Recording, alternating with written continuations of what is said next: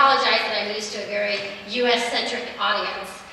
So hopefully I've adjusted it for y'all, being more progressive types here, so thank you for that. Feels like family already.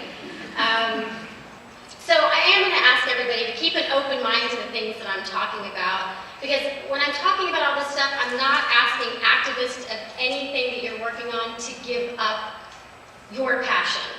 If you're an animal rights activist and you're working on anti-vivisection work, when I'm talking about here, I'm not saying, oh, you shouldn't be working on that. What I'm asking for is for us to try and be a little bit more consistent and more aware of the choices that we make in our lives and the things that we say as activists, that we need to be aware of how they impact others and other social justice movements that are taking place. So, as we all know, there's a common link between all oppressions. It is the vulnerable who get oppressed, whether it's animals, women, workers, or people of color. It's those who are seen without power or without a voice are the ones that get oppressed. Most of us can figure out one of the biggest incentives for oppression, and that's profit, and that's capitalism. That too often we think things that normally wouldn't stand up to scrutiny somehow get a pass because it's for profit. Because the capitalist system has created a situation where it's okay to oppress, kill, and exploit other living beings. And somehow it's okay because it's for money. Food Empowerment Project encourages everybody to extend their circle of compassion. As animal activists, we often ask people who are not activists in the animal realm to extend their circle of compassion. What we like to ask animal activists to do is extend your circle of compassion to human animals and think about how human animals are treated, more specifically for Food Empowerment Project, for the food that you eat. As vegans, we often talk a lot about we have the most compassionate lifestyle. We eat in the most compassionate way possible, and that's not necessarily the case. I don't have time to go into a lot of environmental justice issues here, so what I'm going to talk about are some areas that we focus on in our work more specifically and tangibly. One of it is that how we talk about how our diet is very compassionate, it's cruelty-free, and yet our diet is based on fruits and vegetables that are picked at the hands of farm workers. Farm workers who vast majority of even the produce that comes to Canada, in fact globally, comes from the state of California, which is where I live. Farm workers who are dying in the fields because of heat. There are approximately 3 million farm workers in the U.S. Approximately 400,000 of those farm workers are children. We're talking children as young as 5 years old picking blueberries. They work long hours. They don't have benefits that other workers would have, even in the U.S. system, which we don't have a lot of rights for our workers. They work 8 to 14 hours a day. They're exposed to agricultural chemicals that not only impact the workers as they're working, but pesticide drift that then impacts the kids when they're at their bus stops, when they're at school. It contaminates their water supply. We have labor camps in California, where about 12% of the population of farm workers live. These are located, at least the one I've been to, is what I call an environmental injustice area, which is located between a correctional facility and a dump. These people pick our foods, especially if you're vegan, they pick our foods. And yet, they have none of the basic rights. They don't have access to the fruits and vegetables that they're picking themselves. And this is a serious problem. There's downright slavery taking place in the United States. Hopefully a lot of you are familiar with the coalition of homophily workers. All they're trying to get is a penny more per pound for the tomatoes that they pick. A penny more. That's all that they're asking for. In California, we struggle to get rights for the workers who live in the labor camps. Where they live, there's no grocery store nearby. There's no buses nearby. Their kids are forced to leave the labor camps when they're not picking season, and if they want to stay in school, they can't. Because in order to live in that labor camp, when they're not in season, they have to live 60 miles away from where that camp is. So what we try and do is ask people to be more aware when you talk about these things, and be more aware of where your food comes from too. If you're vegan, we don't get a pass. Sure, we get a pass when we're talking about non-human animals, absolutely. And that's fantastic. That's what we should be encouraging everybody to strive for. But let's look at the whole picture of all of our food supply. seen publications in the vegan realm that say cruelty-free chocolate. Or, you know, somehow there's this belief system that because it's vegan equals cruelty-free. There are 1.8 million children in Ghana and the Ivory Coast that are victims of the worst forms of child labor, all while picking cocoa for the chocolate industry. West Africa is entrenched in slavery, all for chocolate. You have children who are locked in at night, who are beaten or killed if they try to escape. They carry heavy cacao pods, and if they don't move fast enough while carrying these, they're beaten. These children get to these plantations from a variety of ways, which they come from very poor countries such as Mali and Burkina Faso, which is nearby, and they get there from either maybe, you know, very poor communities, right? So you have the fact that these people believe that their children are going to get paid. So the children go off to work in these cocoa fields thinking they're going to get paid. And what happens is some of them don't come back. Worse, they're not paid at all for, you know, for the money to go back to the family for the sacrifice that they made. Other children are maybe sold by a family member into it, thinking that, you know, they're going to get some money. You have children who are stolen from marketplaces in these areas. Human trafficking for chocolate, for an absolute and utter luxury that nobody needs to survive. Children, and actually even some older adults, are victims of this type of treatment. What our organization did on this is that we've created a list of chocolates that we do and don't recommend based on where they're sourcing their cacao, based on where they're sourcing their chocolate from. As a vegan organization, our list is pretty much made up of any company on our list. You can be guaranteed they have to make something that's vegan. What's sad is that a lot of companies that haven't responded to us are vegan companies who don't want to tell us where their chocolate's coming from.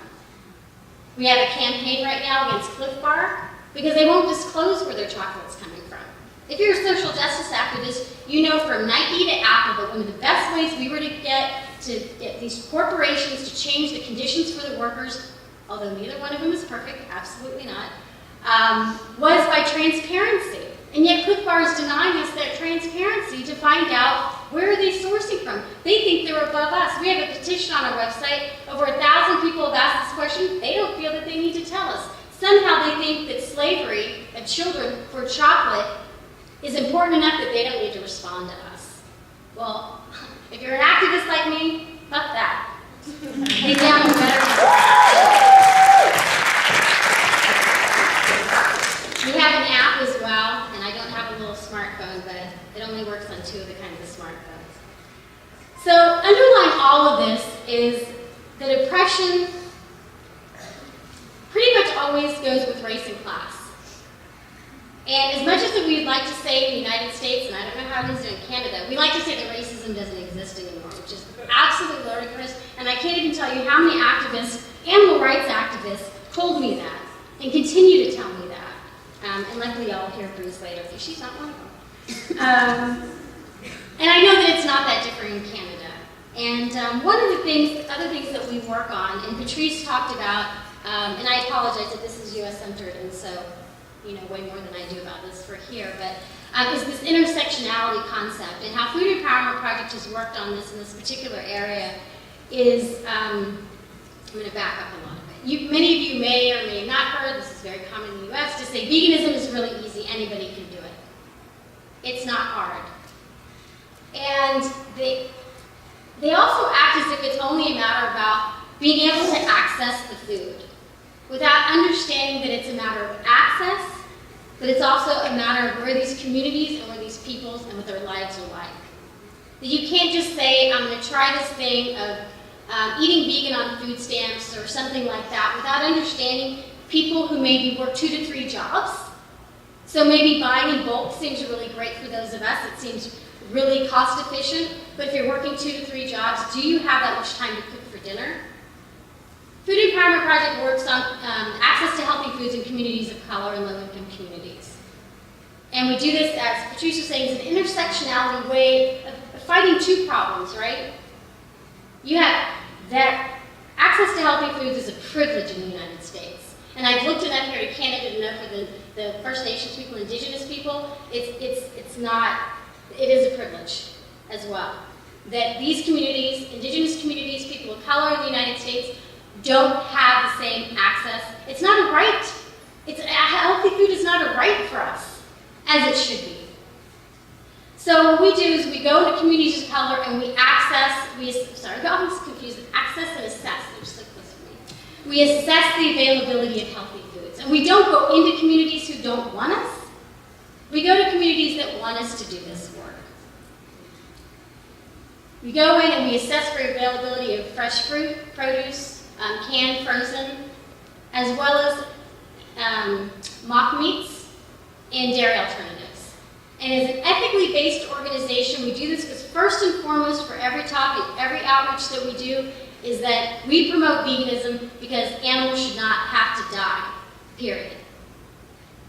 But we can't deny the benefits of a vegan diet. I don't try to, but we don't. We talk about the fact that everybody knows increase in fruits and vegetables is better for your health. Right? So these communities should be able to have access to fresh fruits and vegetables and also alternatives, that if they choose to eat more ethically, to eat their ethics, then they should have access to these meat and dairy alternatives. You add on top of that the majority of people of color, we're lactose intolerant. So why don't our communities have dairy alternatives? Why in fact do we have more dairy in our communities than non-dairy alternatives? They're trying to make us sick, frankly. We consider this a form of food apartheid, right? They're deliberately putting foods in our communities that are going to make us sick. So we work on this. We're just starting a new project in Vallejo, California, which is not too far from San Francisco. And when we did our work in Santa Clara County, if you're familiar, Santa Clara County, it's where Apple's based. It's known as the Silicon Valley. It's where Google's based. We found that communities of color had 50% more liquor stores and meat stores than white, higher income communities. They also had 14 times more access to frozen vegetables than our communities did.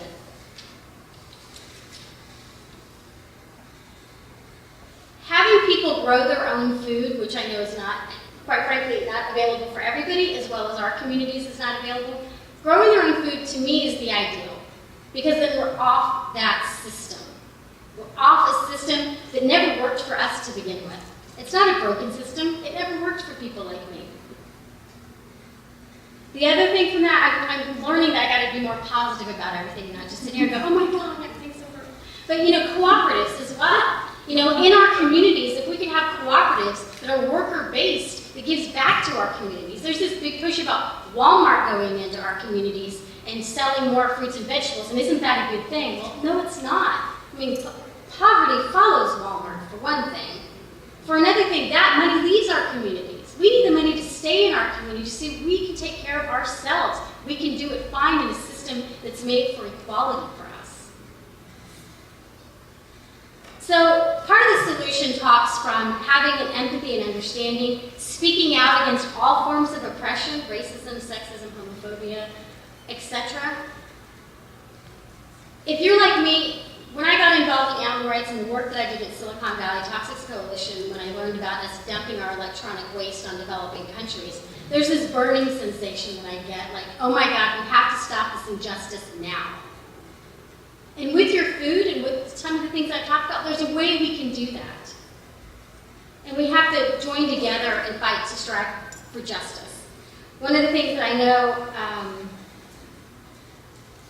I say a lot, so I apologize if everybody gets sick of me saying this. I know Patrice and Mark are. But we need to shake the foundations of the establishments that have this type of perceived power over us. And one of the great leaders that we see people think of in the United States is Dr. Martin Luther King Jr., who most people are aware of his work in terms of the civil rights movement and the great strides. Yay! The great strides that he made in the civil rights era. But what's not talked about as much, and quite frankly, I think this is done on purpose, is that what's not talked about a lot is his connections to other issues, that he was a vocal opponent against the Vietnam War. He was a vocal supporter of workers' rights. I mean, he spoke for the janitors. He was out on a campaign for janitors for justice. But these intersections of what he talked, why would they want to promote that he talked about these other issues? It doesn't serve their purpose. It serves their purpose, the powers that be, just to talk to him about him as the civil rights movement.